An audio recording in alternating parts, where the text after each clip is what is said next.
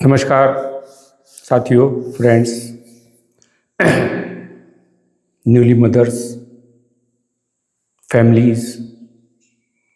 आपको तो पता है कि मेरा नाम डॉक्टर विजय वर्मा है। जेपी हेल्थ पैराडाइज का डायरेक्टर हरिद्वार में एस्टेब्लिश है और हम लोग ऑटिज्म का ट्रीटमेंट कर रहे हैं। हमारे इसी यूट्यूब चैनल पर, इंस्टाग्राम पर आप बहुत सारे वीडियो लगातार देख रहे हैं। उन सभी वीडियो में अभी तक तो यही था कि जो क्लिनिक पे पेशेंट आ रहे थे, जो फीडबैक में ले रहा था, जो उनको समझा रहा था, या हम जगह जगह कैंप कर रहे थे, उनकी वीडियोस बनी हुई थी। उसमें खाली यही कॉन्फिडेंस आ रहा था कि हाँ भाई, ऑटिज्म का ट्रीटमेंट है। तो आज मैं इसको एक नॉलेज सीरीज शुरू कर रहा हूँ, जिसकी ये फर्स्ट वीडियो है।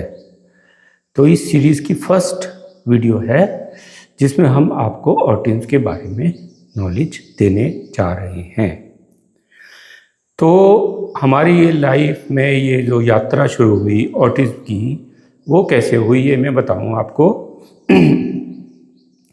कि 2012 से हम लोग एलोपैथी के साथ में, क्योंकि हम तो चाइल्ड स्पेशलिस्ट हैं, एलोपैथी हैं, तो यहाँ पर डेंगू फैला था।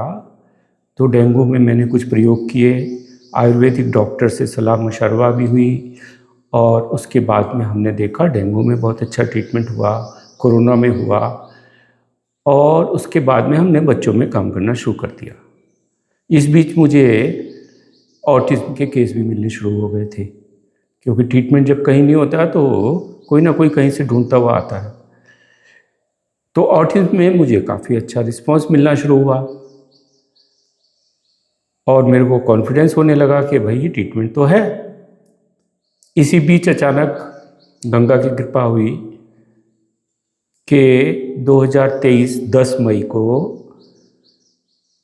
एक हिमांशु भट्ट जी का नाम आप देख लीजिए, उनके चैनल पे उन्होंने मेरा इंटरव्यू लिया, वो भी गंगा के किनारे था।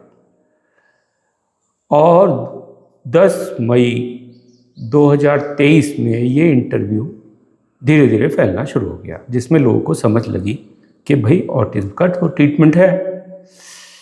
जो बातें हम बोल रहे हैं वो पूरी साइंटिफिक हैं, वो लॉजिकल है, नेचर के साथ जोड़ने की बात है। बच्चे का डेवलपमेंट हो रहा है, उसमें नेचर के साथ जोड़ दो तो बच्चा ठीक होना शुरू हो जाता है। तो अब आज इस वीडियो में मैं आपको इंट्रोडक्शन देता हूँ ऑटिज्म की। सबसे पहले तो पूरे वर्ल्ड में ये स्थिति कितनी ख़राब हो चुकी है उसके बारे में थोड़ा सा आपको नॉलेज होनी चाहिए। कि अगर हम पूरे वर्ल्ड में जाते हैं तो यूएसए के अंदर 1 in 36 ऑटिज्म है, इंडिया के अंदर 1 in 68 ऑटिज्म है, ऑस्ट्रेलिया में 1 in 40, साउथ कोरिया में 1 in 38, यूरोप में 1 in 100, और बाकी तो सब कंट्रीज़ में है ही है। इंडिया के अंदर अगर बात करते हैं तो 18 मिलियंस मतलब 1.8 करोड़ बच्चे जो कि 2 से 9 साल तक हैं। बताइए, इतनी बड़ी संख्या, तो ये डॉक्यूमेंटेशन है गवर्नमेंट के रिकॉर्ड में, कितनी और होगी जो अभी डायग्नोस नहीं हुए। तो स्थिति बड़ी भयानक होती जा रही है। तो 2023 के बाद मुझे खूब केसेस मिलने शुरू हो गए, 24 गया और 25 गया,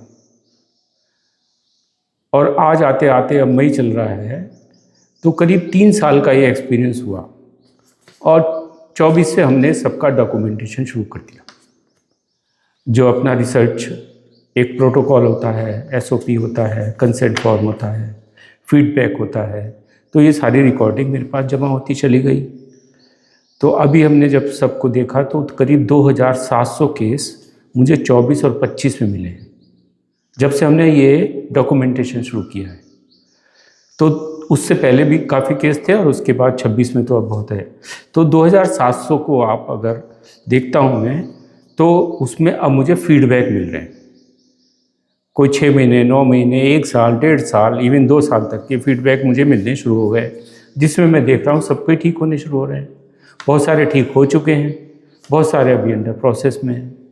इसलिए ये बात बहुत ज़रूरी थी कि लोगों को ये पता चले कि भाई ऑटिज्म कोई ऐसी भयंकर समस्या नहीं है।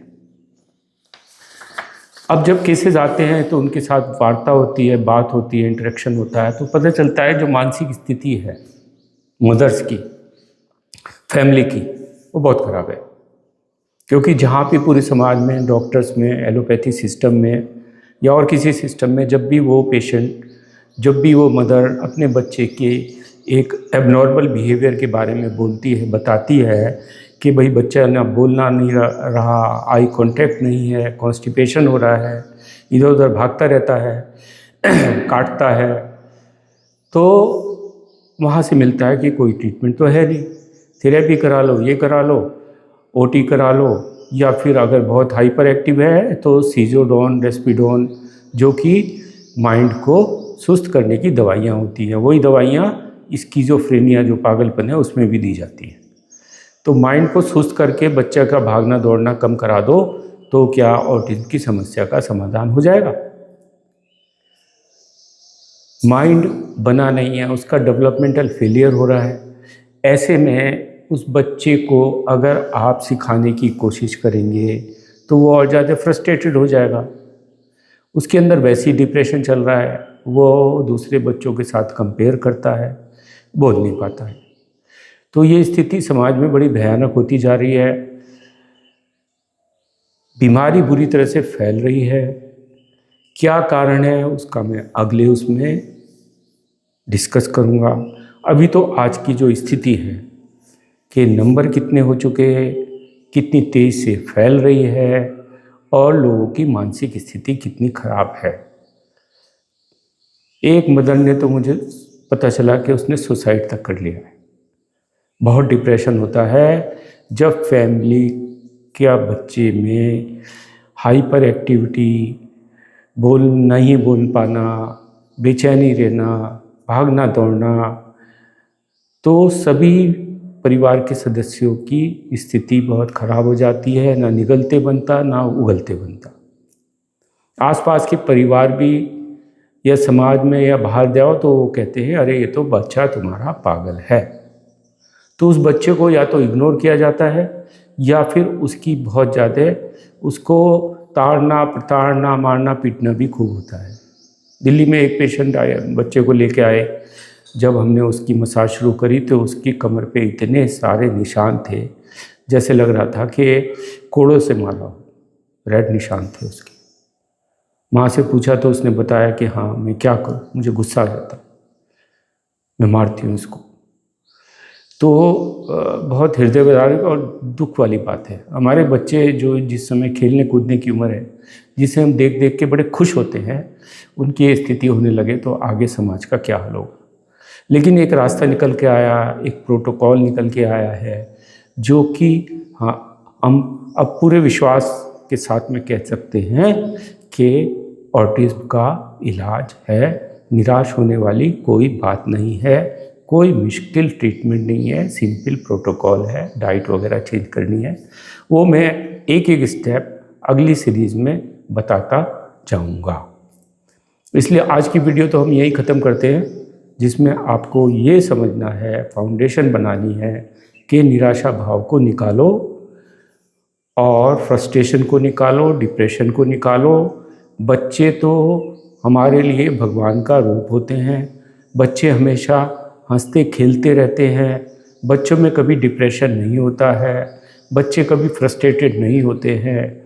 तो बच्चों को देख के तो टेंशन निकल जाती है। माँ बाप आते हैं, बच्चे को कितनी भी टेंशन हो, बच्चों को गले लगा लो तो उनकी टेंशन निकल जाती है। पिता भी जब काम करके घर में आते हैं तो सबसे पहले बच्चे के पास जाते हैं या बच्चा उनके पास दौड़ के आता है। तो वो स्थिति फिर आ जाएगी, इसका मैं आपको पूरा विश्वास दिलाता हूँ। और इसके साथ में इस वीडियो को मैं एंड करता हूँ। ये तो शुरुआत है, ये पहला स्टेप है।